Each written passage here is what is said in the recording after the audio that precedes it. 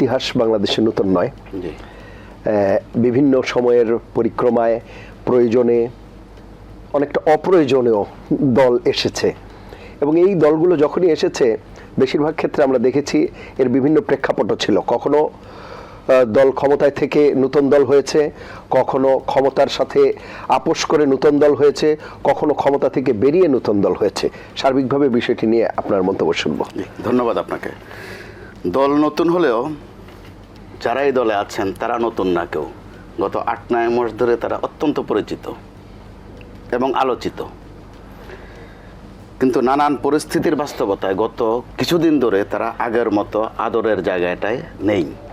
তাদের নিয়েও কিছু বিতর্ক দেখা দিয়েছে, আবার ওটিও স্বাভাবিক, এরকমটি হয়। কেউ যখন ফ্যাক্টর হয়ে ওঠে তখন তার সমালোচনা একটু থাকে।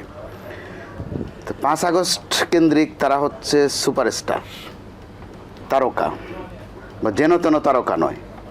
তারা হটিয়েছে কাকে বলা হয়? এনসিপি, অর্থাৎ ন্যাশনাল সিটিজেন পার্টি। হ্যাঁ, অর্থাৎ বিএনপির নামের সাথে শুধু বিটা নাই, বিএনপি, এন আছে, পিও আছে, আর বিএনপির সাথে বাড়তি একটা বি আছে। তো নামেও খুব একটা নতুনত্ব নেই, কারণ আমরা এই যে সরকারটি বিদায় নিয়েছে, এই সরকারটির শেষ সময়ে কিছু রাজনৈতিক দল গঠন করে দিয়েছিল যেগুলোকে বলা হতো কিংস পার্টি। ওগুলোর সাথে বি থাকতো, এন থাকতো, যেমন বিএনএ, বিএনএম, এরকম। বিএসপিও ছিল, বিএসপিও ছিল, Bangladesh supreme party. Supreme party. তো এখন তারা মোটামুটি বাংলা নামে করেছে, শুধু জাতীয় নাগরিক এই দুইটা বাংলা শব্দ, পার্টিটা শুধু ইংরেজি শব্দ, তো যার পরে ছোট্ট নাম। এখন তারা কিছু নতুনত্ব তো এর মধ্যে দেখিয়েছে, এটাও তো সত্য। আচ্ছা, কেমন? যেমন প্রথম দিন তারা যেই আত্মপ্রকাশ করেছে ওইটা কিন্তু খুব নতুনত্ব ছিল। কেউ চেয়ারে বসেনি, সবাই যেটারে বলা হয় যে মঞ্চে বসে যাওয়া। কারোর জন্য স্পেশাল কোনো চেয়ার ছিল না, স্পেশাল চেয়ার ছিল না, স্পেশাল কেউ নাই তো, চেয়ার তো স্পেশাল থাকলে থাকে। যাই হোক, তারপরে তারা প্রত্যেকে স্পেশাল, আমি মনে করব তারা প্রত্যেকেই স্পেশাল, যেহেতু স্পেশাল কাজ তারা করেছে। তো থাকেই নানান জনের নাম উল্লেখ করে কিছুক্ষণ কান্নাকাটি থাকে। তারা এখানেও একটা ব্যতিক্রম। আবার অপোজিশনকে, অর্থাৎ যাদেরকে আমরা দীর্ঘদিন অপোজিশন বলতে অভ্যস্ত, বিএনপি মানে অপোজিশন, এখন তো আর অপোজিশন কোনো প্রশ্ন নেই, তাদেরকে আমন্ত্রণ জানিয়েছে, সম্বোধন করেছে। তো এর মধ্যে কেউ কেউ একটা মৌলানা ভাসানীর ছাপ দেখেছেন অনেক দিন পর। আচ্ছা, যে সবাই মঞ্চে একই সমান্তরালে বসা। তো সেই ক্ষেত্রে তারা যেই ঘোষণাপত্রটা দিয়েছেন ওটার মতো নতুনত্ব আছে। তো উল্লেখ করবার মতো একটা হচ্ছে যে তারা এখানে ভারতপন্থী কোনো রাজনীতি হতে দেবে না, পাকিস্তানপন্থী কোনো রাজনীতি হতে দেবে না, পরিবারতন্ত্র হতে দেবে না। তার চেয়ে যে দুটা খুবই গুরুত্বপূর্ণ, একটা হচ্ছে তারা সংসদ নির্বাচনের আগে স্পষ্ট করেই বলেছে গণপরিষদ চায়।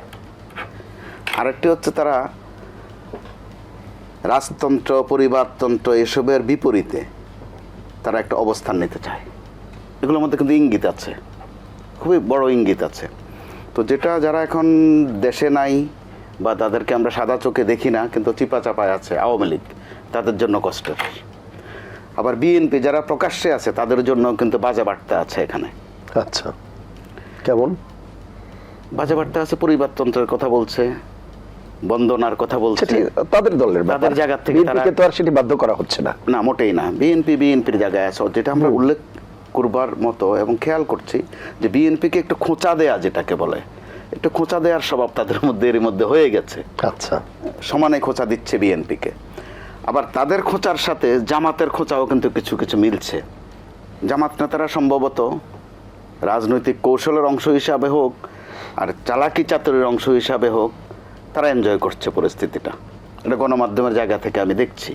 কারণ জামাতের দিক থেকে একবার কিন্তু একটা ইঙ্গিতবহ কথা বলা হয়েছে একজন মাওলানাকে দিয়ে, যেটা বলা হয়েছে যে একদল খেয়ে গিয়েছে আর একদল খেতে আসছে। বিএনপি এতে আহত হয়েছে, কারণ এটা বিএনপিকে মিন করে তারা বলেছে। তো বিএনপির জন্য যেটা কষ্টের, যে ময়দানটা এখন আছে, রাজনীতির ময়দানটা, বিশেষ করে তারা ক্ষমতামুখী দল বা রাজনীতিমুখী দল অথবা নির্বাচনমুখী দল বিএনপি গোপনে কিছু করছে না, কিন্তু তারা ক্ষমতায় যাবে এমন একটা আশা তাদের আছে, একটা ভরসা আছে, প্রেক্ষাপটও আছে। ঠিক এই যাত্রাপথে বিএনপি কিন্তু পদে পদে বাধা পাচ্ছে। নতুনদের কাছ থেকেও এক ধরনের বাধা আসছে, জামাতের দিক থেকেও কিন্তু নানান খোঁচা দেয়া এগুলোর মধ্য দিয়ে কিছু কিছু বাধা আসছে, যে কারণে বিএনপির থেকে তারা ওটা লুকাচ্ছে না। কিন্তু বিএনপির নেতারা গতকালও বলেছেন যে সময় যত যাচ্ছে প্রতিবন্ধকতা তত বাড়ছে। প্রতিবন্ধকতা মানে নির্বাচনের প্রতিবন্ধকতা। রাইট। তো এরকম অবস্থায় নতুনরা আরও নতুন কি দেবেন, ফ্যাক্টর তো তারা হয়ে গেছেন অবশ্যই, কিন্তু কতটুকু ফ্যাক্টর হবেন সামনে এই একটা প্রশ্ন আছে। তো আবার আওয়ামী লীগ যে ভাষায় কথা বলেছে তাদেরকে, বিএনপির কোনো স্তর থেকে তাদের প্রতি ওই ধরনের একটা তাচ্ছিল্য আছে, এটা কিন্তু আমাদেরকে একটু ভয় জাগায়। কেমন? আওয়ামী লীগ তাদেরকে বলতে বলতে শেষ পর্যন্ত বলছিল, এক পর্যায়ে বলছিল যে এরা নেশাগ্রস্ত, আচ্ছা, এডিক্টেড। এটা কিন্তু প্রজ্ঞাপন দিয়েও বলা হয়েছিল, অভিভাবকদেরকে উদ্দেশ্য করে বলা হয়েছিল যে আপনাদের সন্তানরা জঙ্গিদের সাথে মিশছে, নেশাগ্রস্তদের সাথে মিশছে। এটা কিন্তু প্রজ্ঞাপন দিয়ে বলা হয়েছিল যে এদেরকে একটু সাবধানে রাখেন। এটা কবে? 2, 3, 4 তারিখে আন্দোলনের চূড়ান্ত মুহূর্তে। তাহলে তাদেরকে কি করতে হবে? যেহেতু তারা এডিক্টেড, তাদের একটু চিকিৎসা করতে হবে। চিকিৎসাটা করবে কে? হারুন নামে একজন লোক আছেন ডিবিতে, উনি ভালো চিকিৎসা করেন, খাওয়া দাওয়া দেন, উনি ওখানে রাখেন, চিকিৎসা করেন। এই যে নাটকীয়তাগুলো, আওয়ামী লীগের পতন আওয়ামী লীগ নিজেই নিশ্চিত করেছে, এর মধ্য দিয়ে আরও বেশি করেছে। তো বিএনপির মধ্য থেকে আমরা যেটা দেখি, ভারপ্রাপ্ত চেয়ারম্যান এদেরকে খুব স্নেহ করে কথা বলছেন, কিন্তু খুব আদর স্নেহ দিচ্ছেন, সম্বোধন করছেন চমৎকার করে। বিএনপির যিনি প্রধান অর্থাৎ চেয়ারপারসন, তার সাথে আমরা দৃশ্যতে একদিন তাদেরকে দেখেছি, তিনি তাদেরকে স্নেহ করেছেন। বিএনপির যিনি মহাসচিব, তিনিও খুব স্নেহ করে কথা বলছেন। কিন্তু বিএনপির মধ্যবর্তী পর্যায় থেকে প্রায় আওয়ামী লীগের কাছাকাছি ভাষা ব্যবহার করা হচ্ছে। আওয়ামী লীগ একটা পর্যায়ে কিন্তু তাদেরকে আরেকটা নাম দিয়েছিল, এদের নাম হচ্ছে রাজাকারের নাতিপুতি। তো এগুলো যে আওয়ামী লীগের কত সর্বনাশ করেছে, বিএনপির জায়গা থেকে বিএনপি কিন্তু ওখান থেকে অভিজ্ঞতা নিতে পারে।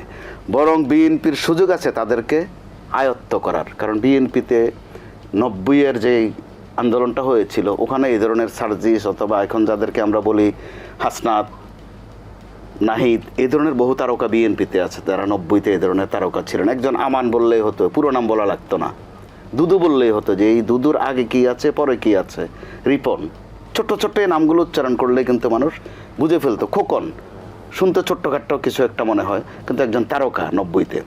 তো ওই তারকারা কিন্তু তাদেরকে নিজস্বতা ধরে রাখতে পেরেছিলেন। আবার যেহেতু তাদের অভিভাবক ছিল, তাদের অভিভাবক বিএনপি, এবারের ছাত্রদের নতুনত্বের মধ্যে আরেকটা নতুনত্ব হচ্ছে তাদের অভিভাবক নাই, তারাই নেতা।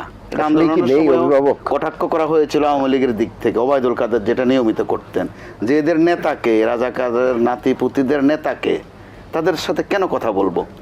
বিপরীতে দেখেন তারা কিন্তু বলেছে যে সময় আছে 45 মিনিট, 45 মিনিটের মধ্যে যাবেন কিনা সিদ্ধান্ত নেন, কিন্তু চলে যেতে হয়েছে। মাত্র 45 মিনিটের মধ্যে একজন আয়রন লেডি, ঘুণে ধরা মরিচা পড়া হোক, আয়রন লেডি, এটা বলতে তিনি পছন্দ করতেন।